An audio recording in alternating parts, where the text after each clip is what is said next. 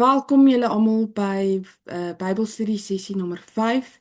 Ek hoop dat julle sover hierdie Bybelstudie baie geniet en ja, dat julle so ietsie nuuts geleer het of dat Heilige Gees vir julle nuwe openbaarmaking gebring het in hierdie seisoen uit sy woord.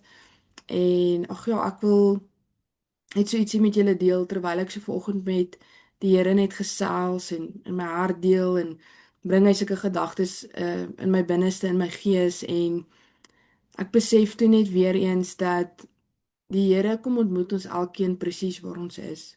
En as ek self terugreflekteer op my eie lewe, 'n jaar terug, 5 jaar terug, 10 jaar terug, of selfs te klein was en in sonnaarskool was en nog so baie geleer het en groot geword het, besef ek dat Heilige Gees het my presies kom ontmoet waar ek was en waar ek myself bevind het in daai seisoen. En ja, ek wil julle net bemoedig dat julle Bybelstudie, elkeen se Bybelstudie gaan anders te lyk en wanneer julle gaan sit en tyd spandeer saam met die Here gaan jou presies daar kom ontmoet waar jy is. En dit breek eintlik my brein want ons God is 'n alomteenswoordige God. En ek wonder maar net, dit is maar net ietsie wat ek aan dink en die wêreld is so groot. Daar's soveel mense op hierdie aarde. But still God chooses to have a personal relationship with me.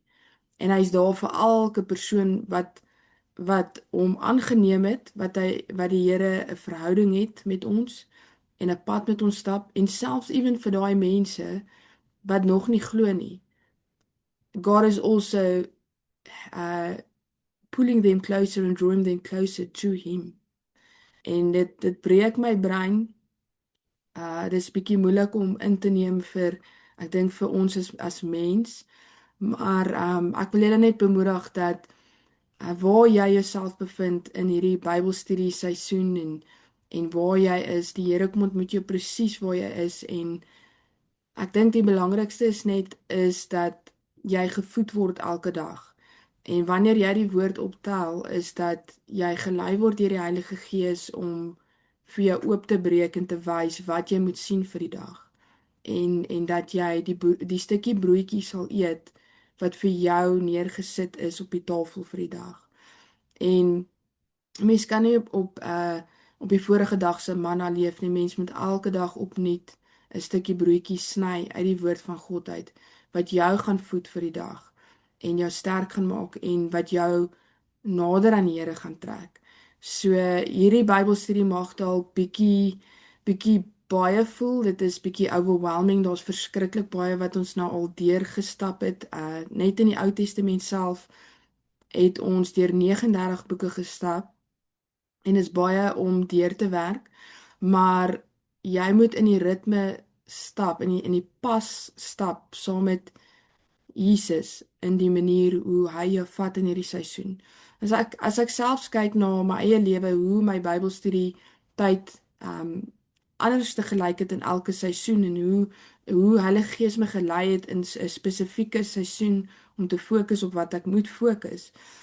Dit is die belangrikste is om in verhouding met die Here te wees in sy woord, in gebed en in woord. Ons lewe elke dag is relevant wat plaasvind in daai dag en in daai seisoen. Ek onthou selfs ek het 'n seisoen gehad en die Here het vir my gesê ek moet die boek van Job gaan lees en ek was soos ek weet nie of ek dit moet doen nie want ek het geweet min of meer waar die boek van Job gaan, maar toe ek nou sit en deur dit werk in baie detail en ek het deur daai hele boek gewerk, het dit my so baie gehelp toe ek myself bevind het in 'n seisoen van Job, 'n Job seisoen. So jy moet deur die woord van God werk, presies hoe Heilige Gees jou lei. En ek dink die een van die belangrikste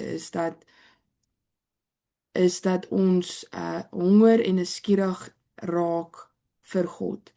En dis hoe mens regtig die woord begin in dieper indelf en in verhouding met die Here, want 'n skriffie of 'n hoofstuk of iets in die woord is besig om openbaarmaking te word. En dit word openbaring vir jou. En ek kyk selfs na my eie lewe waar 'n sekere skrif, ek het hom baie gelees oor en oor en oor, maar dit het nog nie openbaarmaking geword nie tot ek myself in daai spesifieke situasie bevind het. En ek het spesifiek daai scenario uitgeleef en daai skrif of daai gedeelte wat ek gelees het in die woord het openbaarmaking vir my geword. So it became revelation. En dis nie net iets wat ek gelees het nie. So die Here kom ontmoet ons presies waar ons is. Die woord van God wat geskryf is jare terug is nou nog van toepassing en kan nou nog gebruik word in jou lewe, presies waar jy is. Dit sê in die woord, God is dieselfde gister, vandag en vir ewig. So hy verander nie. En die woord van God is regtig vir ons so 'n mooi handleiding vir ons lewe en waar ons elke dag onsself bevind. So ek wil net bemoedig daarmee dat ons is in verhouding met die Here. Psalm 23 sê die Here is my herder. Hy's my herder. Ek het 'n persoonlike verhouding met die Here. En ek vergelyk nie my lewe met ander mense se lewens nie en waar hulle is nie.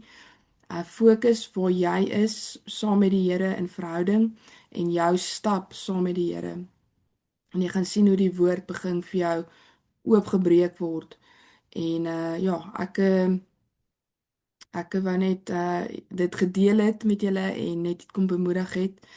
Ons het redelik ook 'n stewige sessie wat vandag voorlê en ons kom nou by die lekkerste deel waar ons gaan begin lees en fokus op Jesus en waar Jesus gebore is en in die Nuwe Testament. Alhoewel ons dit in die hele Ou Testament gesien het dat daar soveel profetiese woord uitgegaan het wat die heeltyd verwys het na Jesus en Jesus wat gaan kom en Jesus wat toe gekom het. Maar ek wil graag net gou hierdie sessie net oopmaak met gebed en dan kan ons begin. Aba Vader, ek dankie dat vir elke persoon wat hierdie Bybelstudie bywoon, ek bid Here dat U elkeen kom ontmoet waar hulle is en dat hulle self sal oopstel vir U om U self te kom openbaar deur die woord van God. Ek bid dat U vir hulle dat hulle ore oopmaak en die oë sal oopmaak vir Heilige Gees se leiding om die woord te lees. En ek dank U dat ons om die tafel kan sit en deel het aan die woord en wat voorberei is vir ons vandag.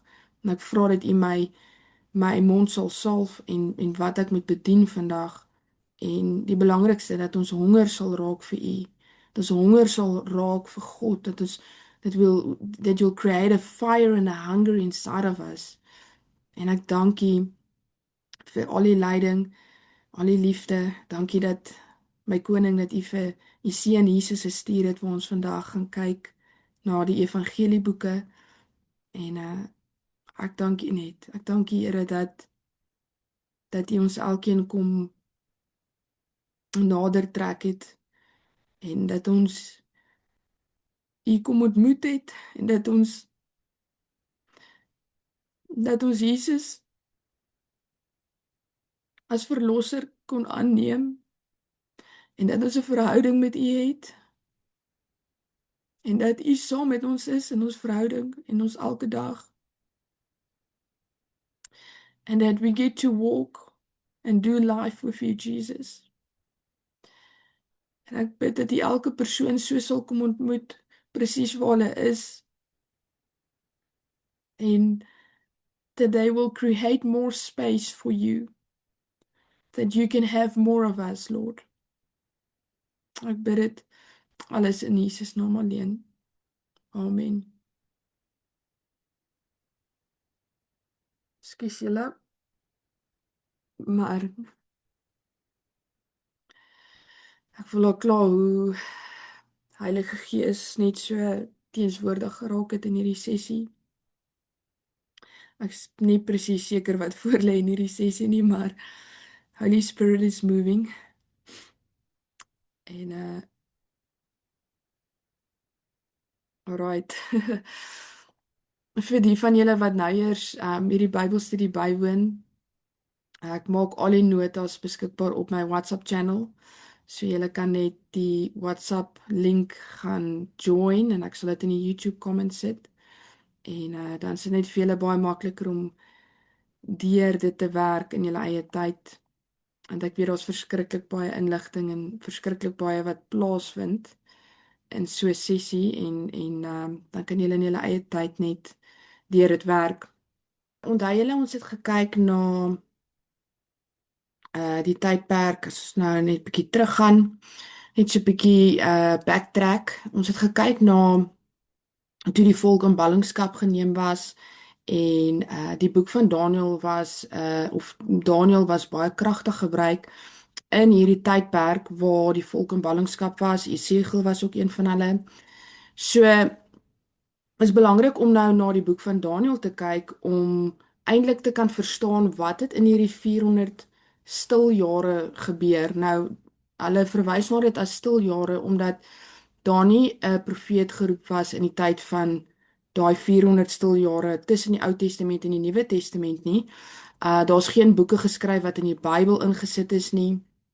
En ons gaan kyk nou net na geskiedenis, geskiedenis wat mense wat wel aantekeninge gemaak het van wat het gebeur in die geskiedenis en dit is waar ons na die boek van Daniël gaan kyk basies van wat het in hierdie 400 jaar plaasgevind want die Here het vir Daniël gebruik en hy het vir hom profetiese woorde, profetiese visioene en drome gegee wat presies uitgespeel het in hierdie 400 jaar tussen die Ou Testament en die Nuwe Testament.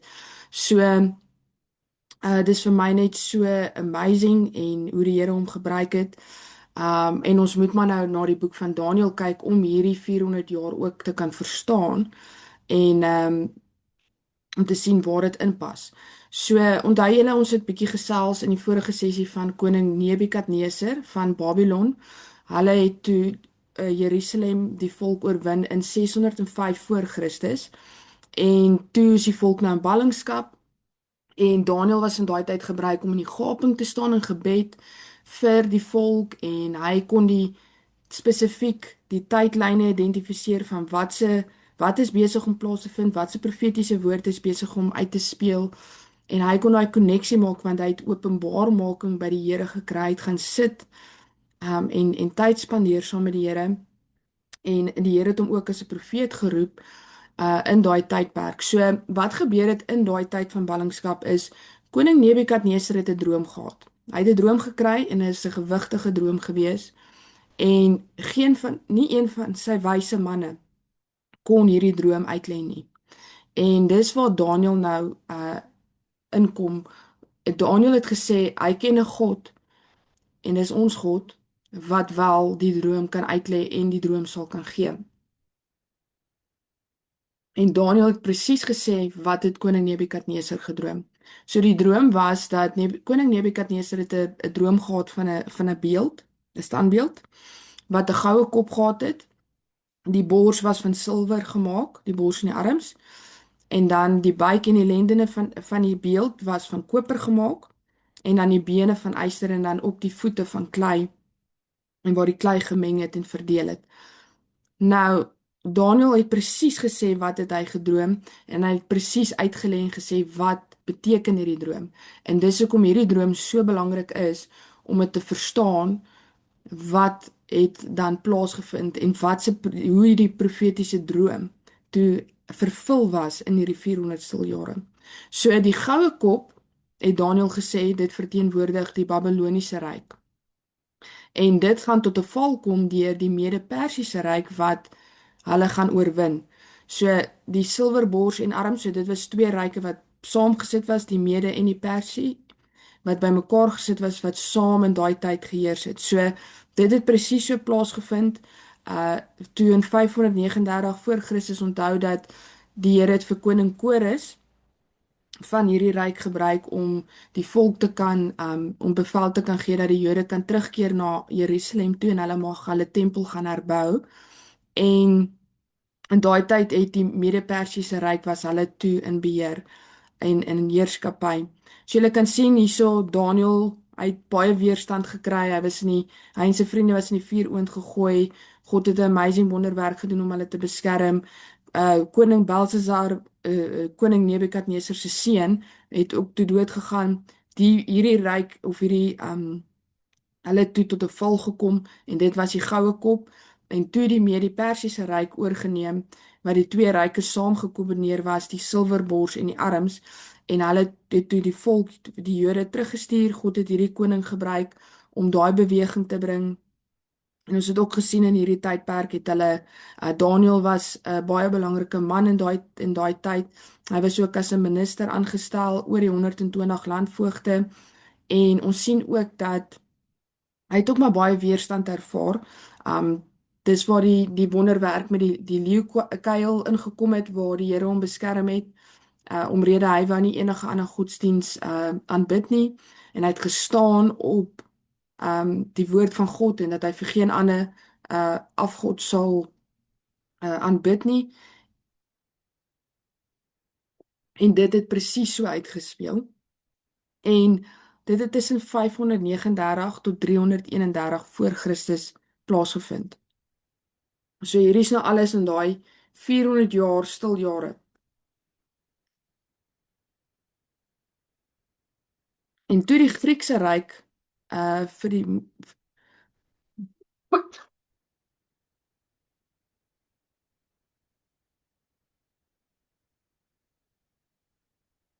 Ekskuus julle my bors.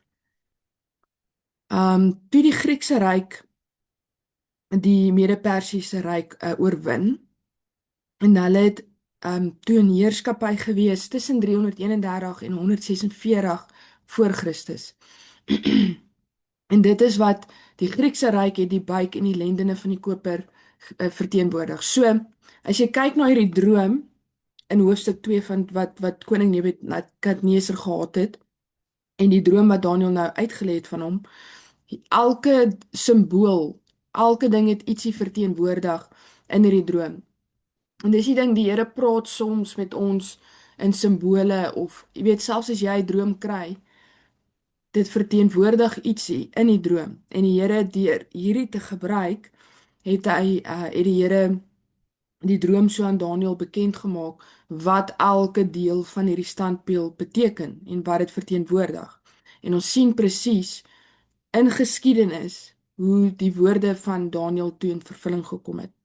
En dan hier sal julle ook sien dat Alexander die Grote, so jy kan in jou eie tyd bietjie gaan navorsing doen en bietjie, jy weet, op die geskiedenis en ek wens dat ek persoonlik net bietjie meer opgelet het in die klas wanneer ons kyk na geskiedenis, want is so interessant want alles het uitgespeel presies in saam met die woord van God.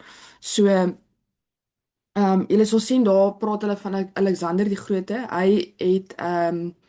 Hy was gebruik wat die Griekse wat deel van die Griekse was wat die Perse oorwin het en dit kan julle in hoofstuk 8 gaan lees van Daniël.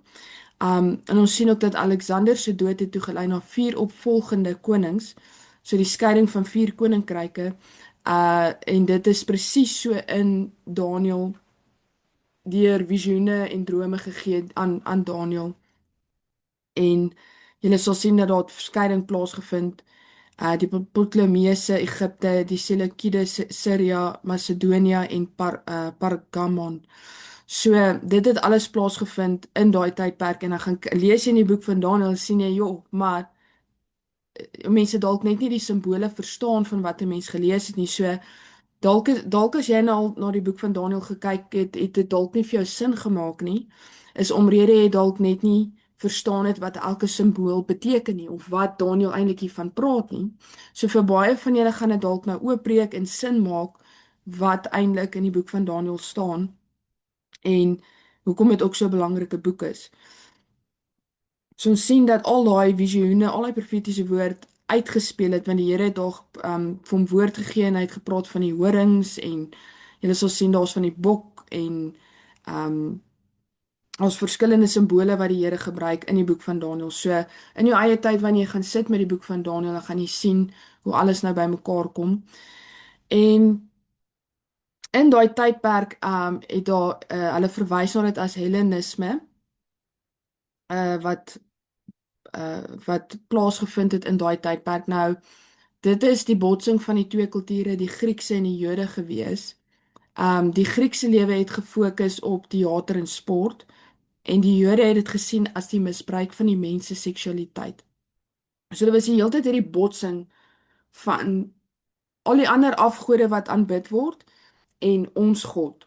En dit word verwys na as Hellenisme wat in daai tydperk ontstaan het en ek meen ons sien dit selfs ewen vandag as jy na die Olympics, as jy die Olympics kyk, dan sien jy altyd hulle fokus baie op teater en sport. En jy sal sien in die begin maak hulle soos 'n opening gewoonlik wat soos hierdie show is en jy kan sien hoe mok hulle God en mens kan sien hoe mok hulle die woord van God. En dit gaan alles terug, dit filter alles terug na hierdie tydperk toe waar dit ontstaan het. En dan sien ons en alles baie gefokus op die teater en sport en hoe hulle bespotting maak van God. So dit filter alles terug na daai tydperk toe. En ons sien dat dit so in daai tyd alreeds uitgespeel het en selfs nog vandag. Dan het Daniël het ook 'n visioen gekry wat daar 'n gruwel gaan plaasvind, soos jy in die boek van Daniël gaan lees, dat 'n standbeeld Zeus in die tempel geplaas gaan word deur Antiochus die 4de 168 voor Christus.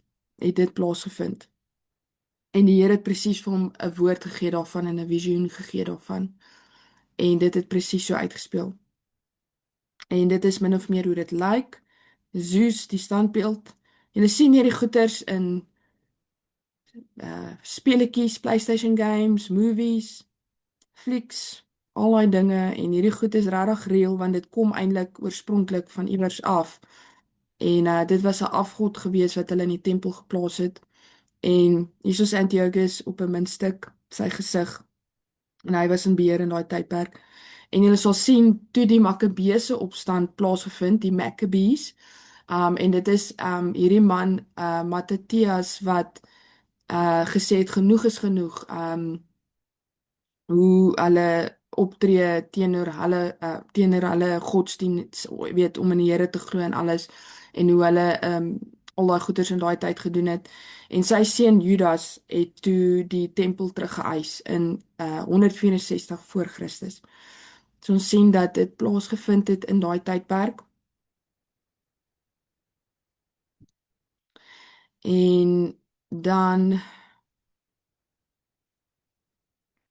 so hulle sien na hoofstuk, as jy kyk na of verwys na hoofstuk 9, 10, 11 en 12. Daai hoofstukke fokus baie op die visioene en die woorde wat die Here gegee het in daai tydperk en waar dit presies uitgespeel het in daai 400 jaar.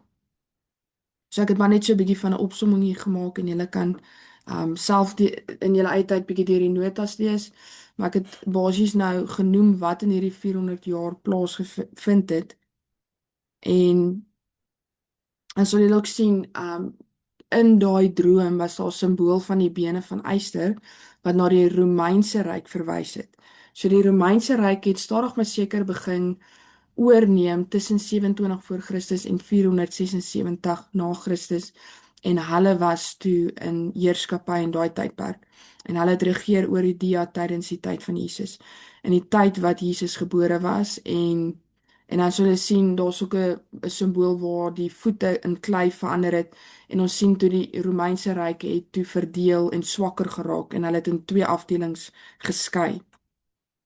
En toe is Jesus gebore in 4 voor Christus en daar's 'n skrif in Daniël 2 wat praat van die steen gesny sonder hande en dit het eintlik verwys na Jesus, die koninkryk, die goddelike koninkryk wat al hierdie koninkryke gaan tot 'n val bring en gaan regeer.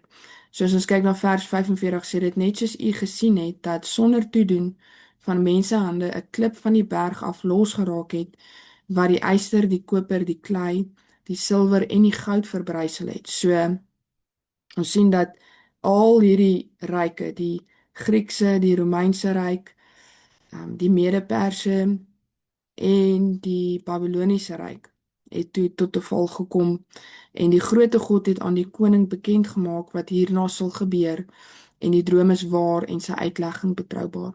So ons kan duidelik sien dat hierdie 400 jaar wat in die boek van Daniël gegee was, al daai profetiese woorde presies so in vervulling gekom het en wat verwys word na die 400 stiljare. Wat wel nie 400 stiljare was nie, want dit was die voorbereiding vir Jesus.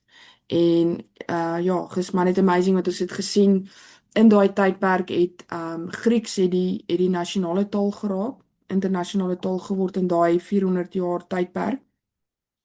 En die Ou Testament was toe vertaal na Grieks toe. So en ons het ook gesien hoe die Jode toe half versprei het oor die wêreld en hoe die infrastruktuur uitbreiding ook deur die Romeinse ryk gebruik was deur die Romeinse ryk om die infrastruktuur uit te brei en dit het ook gehelp om die verspreiding van die evangelie te bring.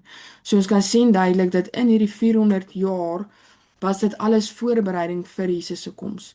So dit was definitief nie stil jare nie. Wat baie plaasgevind is net daar's nie 'n boek geskryf of in die woord van God dat oor hierdie 400 jaar wat gebeur het nie. En dis hoekom ons moet gaan kyk na die geskiedenis en hoe hierdie profetiese woorde wat Daniël ontvang het in vervulling gekom het.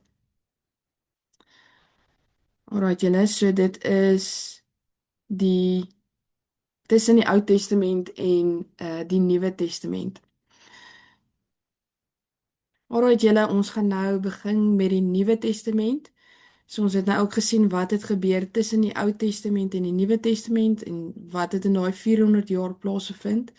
En nou begin ons by die Nuwe Testament. So die Nuwe Testament bestaan uit 27 boeke en ek het dit opverdeel in 5 afdelings, die evangelieboeke van Matteus tot en met Johannes, dan die boek van Handelinge en dan die briewe van Paulus wat vanaf Romeine tot en met Filemon is en dan ons algemene sendbriewe wat vanaf die boek Hebreërs tot Judas is en dan die boek van Openbaring as 'n afdeling op sy eie.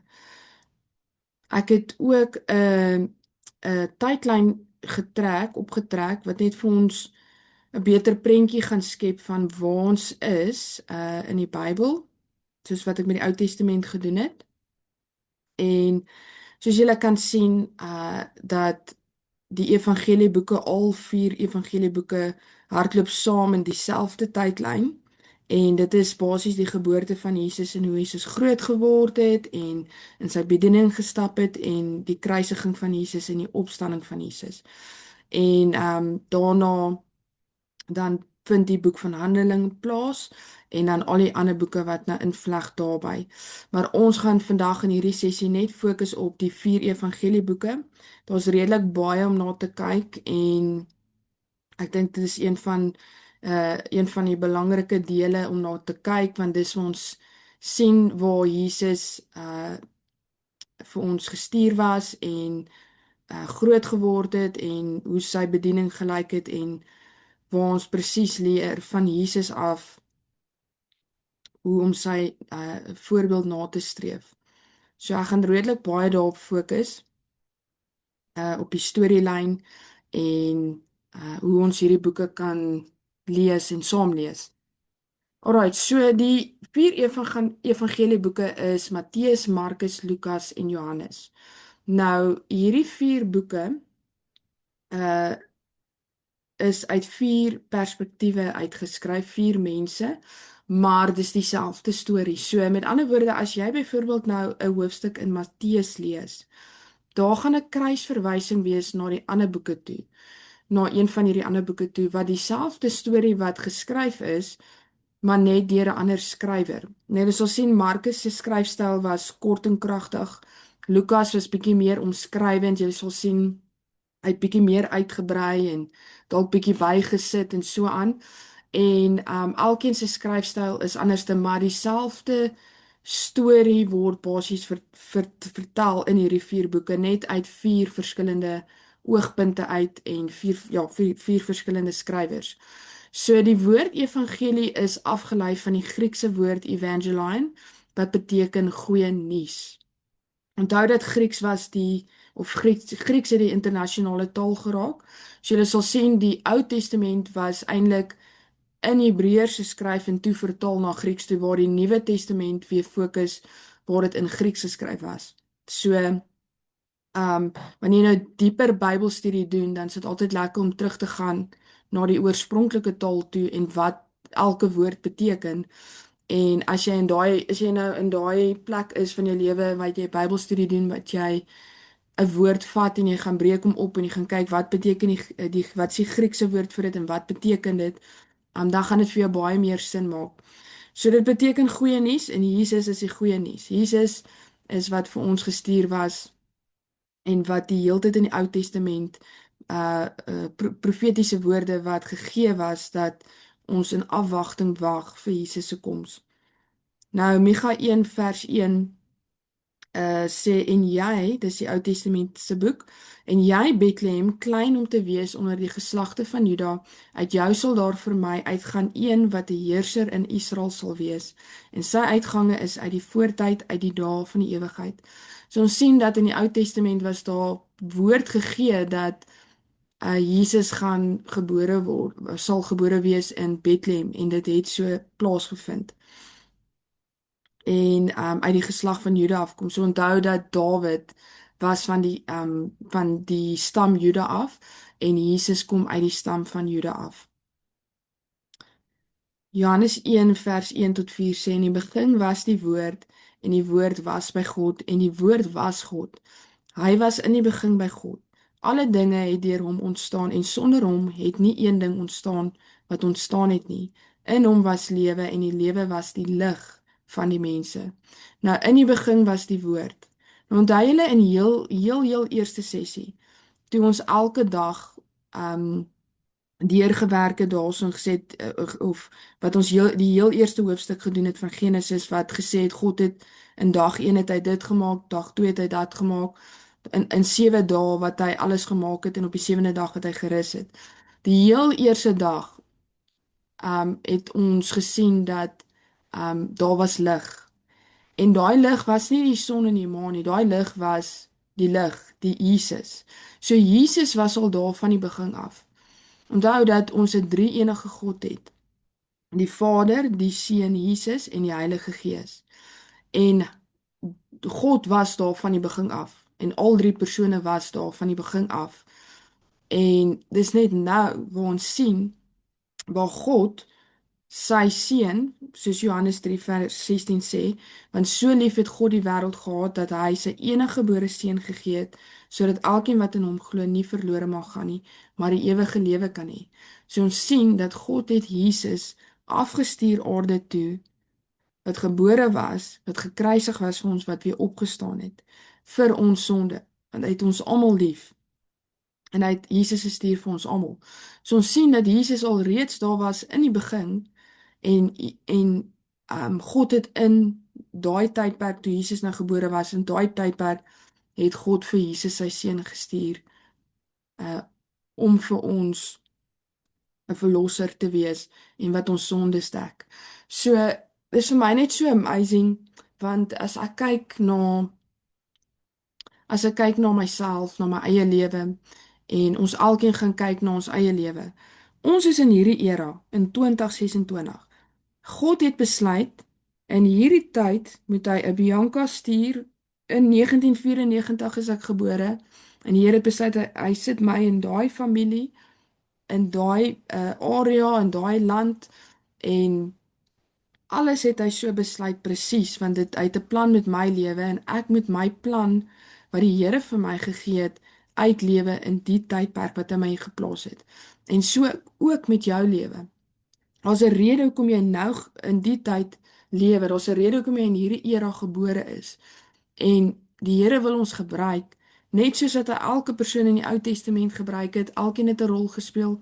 Daar was net een Dawid, daar was net een Samson, daar was net een Salomo. Daar was net een Daniël. Maar so het God ook vir ons elkeen uniek gemaak en presies in hierdie era besluit het dat ons hier moet wees. En selfs as ons kyk na die mense voor ons, kyk na na Billy Graham. Hy was 'n groot evangelis. En die Here het besluit om hom in daai era te plaas en die Here het 'n plan en 'n doel gehad met sy lewe en hy het daai plan uitgeleef en hy het dit vervul. So en ek dink nog net dit is nog meer amazing om te dink ons kan sien ons lewe in die eindtye. Ons lewe in 'n tyd waar Jesus se tweede koms is baie naby en hoe amazing is dit om die voorreg te kan hê om in hierdie era te kan lewe op aarde en basies te kan vervul wat die Here ons geroep het in hierdie tydperk.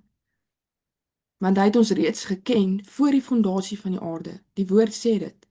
Maar God het besluit dit is die tyd wat hy ons instuur en God het besluit in hierdie tyd wat Jesus se leeftyd op aarde was, het hy Jesus gestuur op die aarde in hierdie spesifieke tyd. So so die evangelieboeke gaan ons nou sien basies Jesus se geboorte wat plaasgevind het, sy kinderjare, sy bediening, sy kruisiging en sy opstanding. Ons sien dat die Here het na Maria toe gegaan, en die Here het 'n engel gestuur en met haar woord gebring, woordval gebring en deur Maria is Jesus toegebore. So Maria het bonatuurlik swanger geraak, gevul deur die Heilige Gees. As jy gaan lees in die boek van Matteus hoofstuk 1, dan sal jy sien God het bonatuurlik haar swanger gemaak en sy was toe swanger met Jesus en sy het geboorte gegee aan Jesus. Wat ook amazing is, want dit beteken ook want sy was verloof aan Josef, haar man of wat haar verloofde was, maar sy was nie saam met hom nie. Sy het nie saam met hom geslaap nie. Hierdie was 'n bonatuurlike wonderwerk waar God haar swanger gemaak het met Jesus en sy het geboorte aan Jesus gegee. En dit wys ons ook net dat hierdie swangerskap was nie was daar enige self van die man af nie. So daar's geen sonde wat ingekom het nie. En ons sien dat Jesus is toe gebore in Bethlehem en Josef en Maria kom van die stam van Juda af. So ek kan dan voorstel as jy nou met die Nuwe Testament begin, kan jy met enige boek hierso begin. Ek het persoonlik begin met die boek van Matteus. Ek voel dit het vir my lekker fondasie gelê. Dit verduidelik presies hoe Jesus gebore of die gedeelte waar Maria swanger was en Jesus gebore is toe en groot geword het. En van daar af het ek kruisverwysings gedoen na die ander boeke toe. Maar ander mense stel weer voor dat jy moet met die boek van Johannes begin. Maar jy moet maar laat die Heilige Gees jou lei na watse boek jy eers moet kyk en watse boek jy eers moet lees. Maar al hierdie 4 boeke komplementeer mekaar en ja, Heilige Gees sal jou lei watse boek om eers te lees en dalk dan kruisverwysings te doen na die ander boeke toe. Jy sal sien dat die boek van Johannes fokus in die eerste hoofstuk meestal op die geboorte van Johannes die Doper, wat die Here ook as 'n profeet geroep het en julle sal nou sien daai gedeelte wat ons van Johannes gaan praat, maar waar die Here hom geroep het om die weg te baan en die weg voor te berei vir Jesus. En ons gaan nou daarna kyk.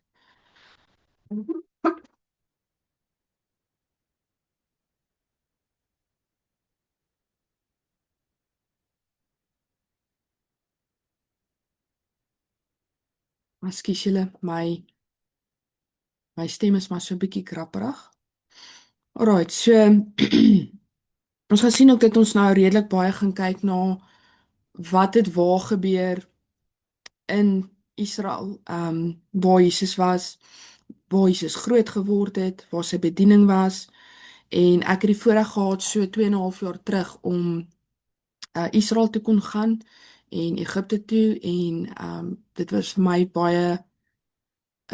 baie fantastiese ervaring gewees om te kon loop waar Jesus geloop het en waar sy bediening was, waar alles plaasgevind het en mens sien fisies hoe die woord van God uitspeel.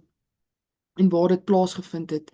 So is lekker om 'n prentjie by die woord te sit. So julle sal sien nou dat ek so 'n paar fotootjies ingesit het wat vir julle net 'n beter prentjie gaan skep, hoe dit daar gelyk het en hoe dit nou daar lyk. So ek het bietjie nou geraak aan Johannes die Doper. Julle sal sien dat Johannes se rol was die voorbereiding van die weg. Die weg is Jesus. So hy het 'n oproep gemaak aan die volk om hulle self te bekeer en gedoop te word in water. En Johannes was basies in 'n spesifieke tyd geroep in daai tyd om die weg voor te berei, om die voorbereiding te maak vir Jesus. Die fokus was nie op Johannes nie, maar hy het die fokus gesit op Jesus, dat Jesus is die weg, die waarheid en die lewe. En Johannes was net gebruik om daai instrument te wees in die Here se hande om om um om Jesus te doop. Hulle sal sien dat Johannes het vir Jesus ook gedoop. En interessant, Johannes se ma is Elisabet. So dit Elisabet is Maria se niggie. So Johannes was eerstegebore en toe Jesus. Dit sê in Lukas dat 'n engel het gekom na Sagaria toe. Sagaria was Elisabet se man. En hy het gesê en die Here het gesê so, want jou gebed is verhoor en vir jou vrou Elisabet sal vir jou seun baar en jy moet hom Johannes noem. En hy sal blydskap en verheuging vir jou wees en baie sal oor sy geboorte bly wees. En ons sien ook in Jesaja 40 vers 3 dat daar reeds profetiese woord was oor Johannes die Doper wat sê 'n stem van een wat roep, berei in die woestyn die weg van die Here, maak gelyk in die wildernis 'n groot pad vir ons God. So Johannes, he was just pointing the way to Jesus. En hy was net gebruik as 'n instrument in daai tydperk om voorbereiding te maak vir mense in hulle harte vir Jesus. En hier is twee fotootjies van die Jordaanrivier. Dit is waar Johannes vir Jesus gedoop het. En ek het ook die voorreg gehad om in die Jordaanrivier gedoop te kon word. En alright, so ons sal sien nou dat in hierdie tydperk toe Jesus nou gebore was, toe daar engel verskyn aan Josef deur 'n droom wat gesê het hulle moet vlug na Egipte toe en daar bly totdat die Here sê hulle kan weer terugkom, want die koning Herodes wat in daai tydperk in heerskappy was, het wou vir Jesus doodmaak. En hulle het toe gevlug in Egipte toe gegaan en in daai tydperk het koning Herodes uit al die seuns doodgemaak want hy wou eintlik vir Jesus doodmaak, maar die Here het mooi woord gebring vir Josef en Josef en Maria het vir Jesus gevat en hulle het gaan vlug in Egipte. En hier is maar net so 'n paar fotootjies van die piramide. Ek het ons was die heel laaste dag van die tyd wat ons in Israel was, het ons die heel laaste dag deurgebring in Egipte en ons het die voorreg gehad om bietjie na die piramides te gaan kyk. Soos maar net wys hoe Jesus, hulle het gevlug na Egipte toe en hulle daar gebly totdat koning Herodes dood was en toe het hulle terug na die land toe gekeer. So ja, dit is maar 'n interessante plekke hierdie Egipte. Mens voel alles in die gees daaraan hoe dit voel. Dit is maar mens baie rebellie wat deurkom. As jy baie sensitief is in die gees, dan voel jy somme dit voel bietjie anderste daarso. En mens kan letterlik voel soos wat die woord sê, hoe dit in Egipte is, voel 'n mens dit definitief in die gees. Alright, julle, so nou gaan ons kyk na Jesus se kinderjare. Onthou dat in die evangelieboeke is dit basies die hele storie van Jesus wat op aarde was, wat gebore was en groot geword het, sy bediening uitgeleef het en alles wat plaasgevind het. Dit is wat gebeur in die evangelieboeke en dit is ons groot fokus is toe Jesus op aarde was. So ons het gesien nadat Herodes dood was, het Josef en Maria vir Jesus teruggeneem en hulle teruggegaan na hulle stad toe, Nasaret toe, en Jesus het toe daar groot geword. Dit sê sodat Jesus het toegeneem in wysheid en grootte en in genade by God en die mense. Jesus het geleer in die sinagoge en die leraars was verbaas oor sy verstand en antwoorde. So ons kon sien dat Jesus bonatuurlik van die Here hierdie leringe gedra het al van kleins af en hoe hulle verbaas gestaan het as Jesus gepraat het en wanneer hy antwoorde gegee het en ons kan maar net onsself indink hoe moes dit gewees het. Maar hier is twee foto's van Nasaret en dis die tyd toe ek nou daar was. En jy sal sien hier aan die kant, kan jy mens nou sien al die geboue en alles, en obviously die tegnologie het verbeter, die uitbreiding het plaasgevind na al die jare, maar hulle het in Nazareth hulle soos 'n klein village wat hulle opgestel het daarso en wat hulle gebruik vir al die mense wat daardeur kom en vir toerisme om 'n ervaring te kan kry basically hoe dit was en hoe dit in daai tyd moes gewees het van Jesus. So hulle het selfs aangetrek die klere soos dit lyk soos in Jesus se tyd en daar het hulle vir ons ook gewys hoe het hulle die potte van klei gemaak en die gereedskap wat hulle gebruik het en die wol en die materiaal en alles wat hulle gemaak het. So hierdie was 'n baie dit was 'n fantastiese ervaring om dit te kon beleef en daardeur te stap en 'n gevoel te kon kry, 'n prentjie te kon kry om te sien hoe dit moes wees in daai tyd van Jesus hulle se tyd. En dan sien ons dat Jesus het sy bediening begin op die ouderdom van 30 jaar oud, nadat Johannes hom gedoop het in die Jordaanrivier. En daarna het Jesus in 'n 40 dae vasting en gebed gegaan waar die duiwel hom ook versoek het.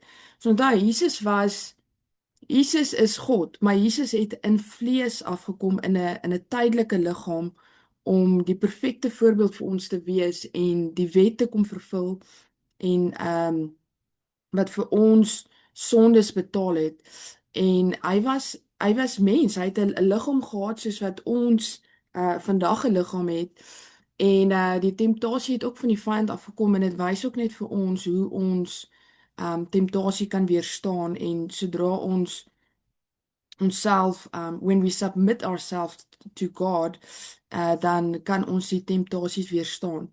En ek het 'n foto geneem van die Mount of Temptation, dis wat dit in die gedeelte van Matteus 3, ekskuus nie Matteus 3 nie, ek dink is net na Matteus 3, wat dit vertel van waar Jesus in die vasting en gebed gegaan het om die Vader se aangesig te soek. So, Jesus moes min of meer hierbo in die vasting en gebed gegaan het en dis hoe dit nou daar lyk, the Mount of Temptation.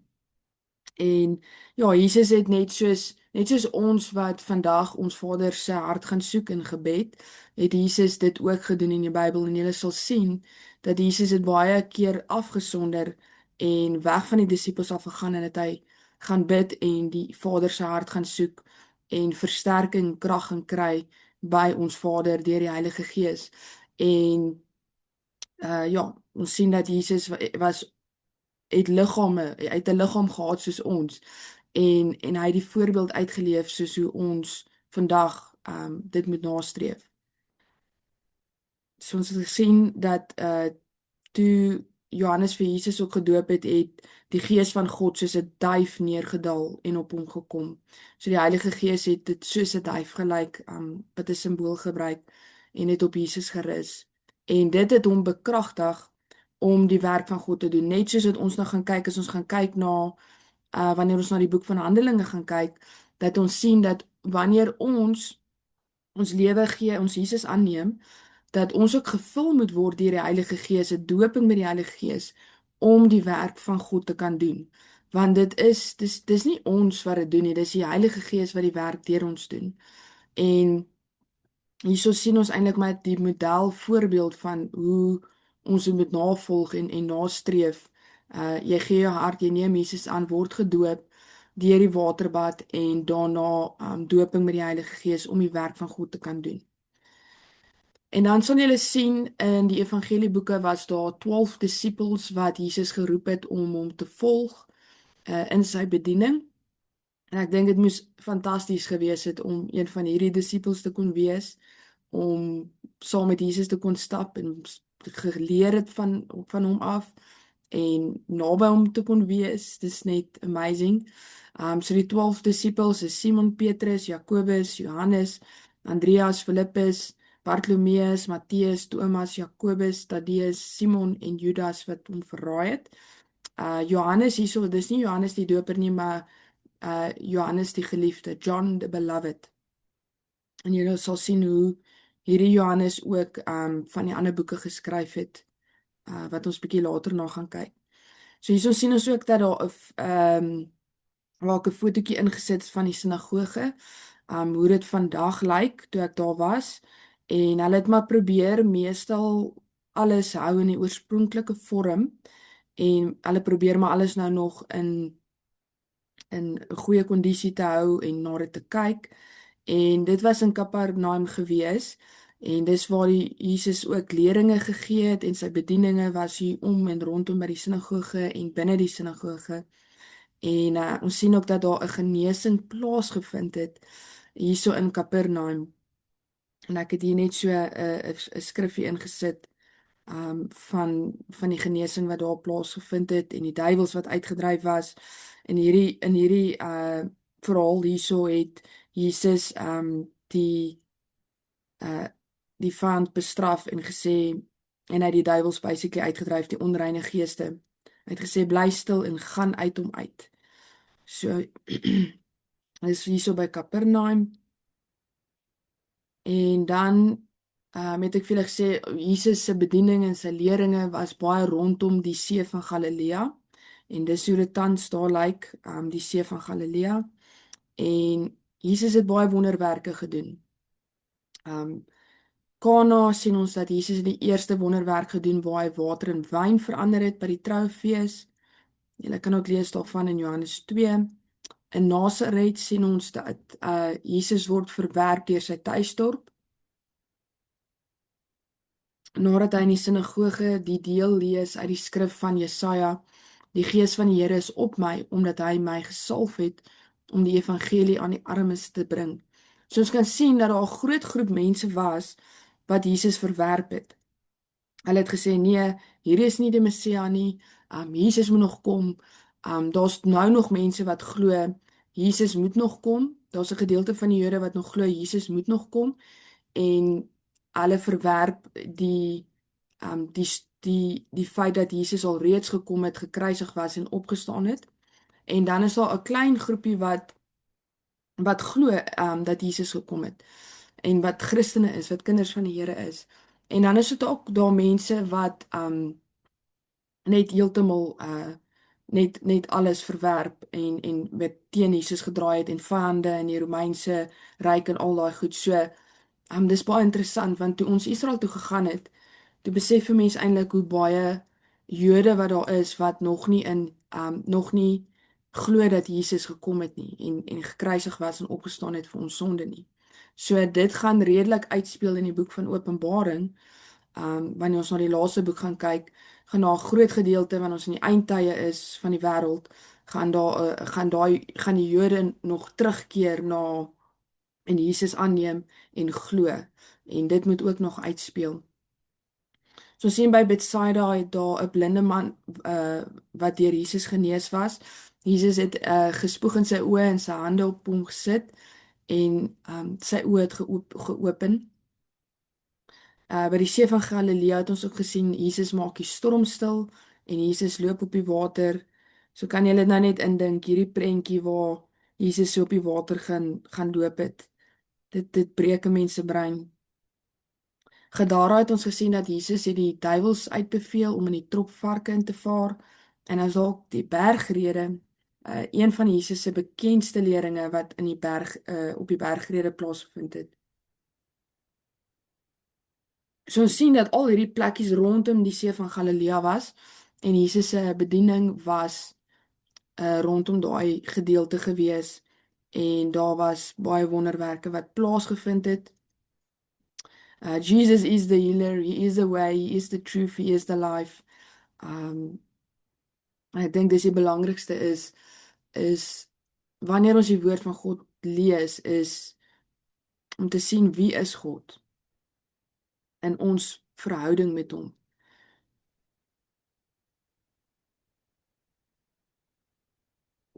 Dan het ek hier so 'n fotootjie geneem van Bethesda Julle sal 'n bietjie van dit ook lees daar, daar het 'n genesing plaasgevind waar die Here 'n verlamde man wat 38 jaar verlam was en nie kon loop nie, het Jesus hom aangeraak en hom gesond gemaak en gesê, neem jou bed op en loop. En ek het die voorreg gehad om by Bethesda te wees en het ek 'n foto geneem van hoe dit nou daar lyk op hierdie oomblik. So julle sal sien ook as julle nou in die evangelieboeke gaan deurwerk en deurlees, gaan julle sien Jesus het baie in gelykenisse gepraat. So 'n mens moet ook verstaan in daai tyd wat relevant was in daai tydperk. So daar was, jy weet in die gedeelte waar hulle met die skape, skaapwagter, was jy sal sien ons baie gelykenisse wat verband hou met dit en um hier is ook bietjie van die bruilof, die skape en die bokke gelykenis, die mosterdsaad, die wyse en dwaase bouers, die 10 maagde en die verlore skaap. So sodra jy die konteks verstaan, hoekom gebruik hulle dit? Daar word ook baie van die olyfboom gepraat. So dis omrede die olyfboom daar was. Daar was olyfbome wat daar gegroei het.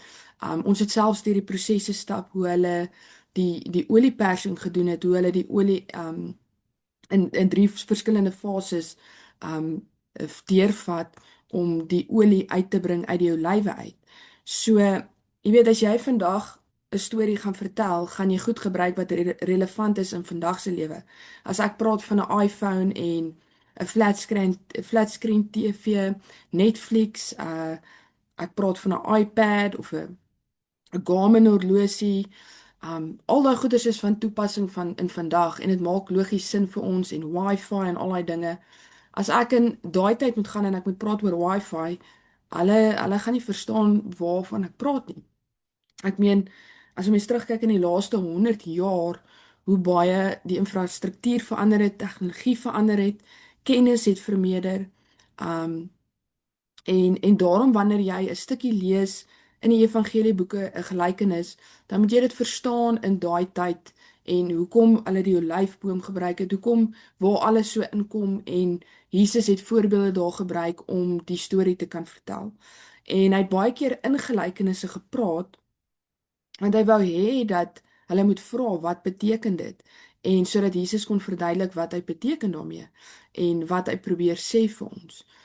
En dit ook om van die uh gelykenisse half verborge te hou vir die mense wat nie geglo het nie, want sodra jy weet wat is reg en wat is verkeerd, um then we will be accountable for that one day. As jy weet wat reg en verkeerd is, maar vir die wat nou nie verstaan het nie en wat nie gevolg het nie gevra het nie, eendag wanneer hulle by daai punt kom en hulle verstaan en hulle volg die leiding van die Heilige Gees, dan verstaan hulle daai gelykenis ook beter. So ja, Jesus het baie in gelykenisse gepraat en wanneer jy 'n bietjie tyd spandeer in die woord, bid dat die Heilige Gees vir jou mooi leiding sal bring en mooi sal kom openbaar wat beteken word met elke gelykenis. En dan sal ons nou kyk na die laaste deel. Ek dink ons het redelik deur baie gegaan in hierdie sessie. Ons gaan nou kyk na net die tempel en waar kom dit en wat het gebeur. So onthou ek vir julle gesê het Herodes was koning in hierdie tydperk en hy het die tempel van Jerusalem begin herbou en uitbrei in 20 voor Christus, maar is eers in 64 na Christus voltooi na sy dood. So onthou hulle het die tweede tempel herbou en dit was obviously nie dieselfde as die eerste tempel nie.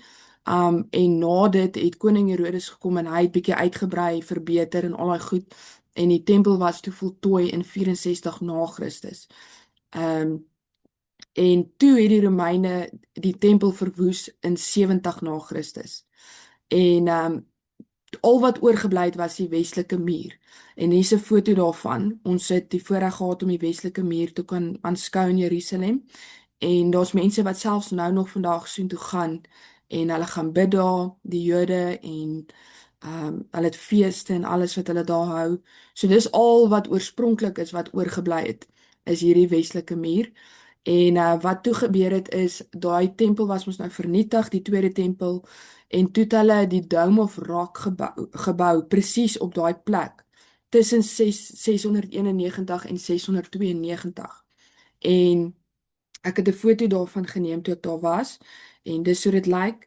En op die oomblik staan hierdie Dome of Rock nou nog daar, maar dit word besit deur die moslems. So dit is nie word nie besit deur die Jode nie. Nou die moslems glo mos nou aan die profeet Allah, hulle glo in 'n ander God, hulle glo nie in ons God en Jesus nie. En hulle daai tempel is nou nog daar. En ons kon dan nie aan die binnekant gaan nie, maar die buitekant kon ons nou aanskou en dit was ook 'n baie interessante ervaring. Ons moet spesifieke klere daaraan getrek het en ons kan sien dat daar baie botsing is tussen die Jode en die moslems ook daarso. En 'n mens ervaar maar alles en jy tel alles in die gees op. Wanneer jy as jy jouself instel in die gees daarop. So ja, dit is wat gebeur het met die tempel en ja, en dan in boek van Openbaring gaan jy sien dat hulle praat van 'n nuwe tempel. So 'n derde tempel moet nog gebou word en ek glo ons is baie naby daaraan want ons lewe regtig in die eindtye waar Jesus se tweede koms gaan kom. Alright, so ek dink ons gaan net tot daar gaan. Want die volgende gedeelte waarmee ek wil begin, sal dit maar in die volgende sessie wees. Gaan ek basically of basies nou indelf in die laaste week van Jesus se lewe op aarde, wat hy op aarde was. En dis eintlik vir my so amazing want daar's soveel detail wat net plaasvind in daai hele laaste week wat Jesus op aarde was. En ons gaan in die volgende week se sessie begin kyk daarna en dit vind nog alles plaas in die evangelieboeke. So ons kyk nou nog die hele tyd na die evangelieboeke en volgende week sal ons dan kyk na Jesus se laaste week op aarde en dan sal ons begin kyk na die ander boeke. Alright julle, so ek dink dit was redelik 'n mondvol gewees vir hierdie sessie en ek hoop dat julle dit geniet het. Die belangrikste van alles is dat julle meer van Jesus sien en hoe dit was en wat gebeur het en most importantly that Jesus is revealed to you.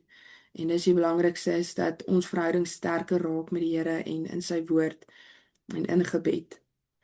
Verskoon maar die stem wat so nou en dan bietjie weggeraak het en krapperig was. Ons is daarom deur hierdie sessie en julle moet 'n baie geseënde week hê. Ek sien uit om julle volgende week by die volgende sessie te sien.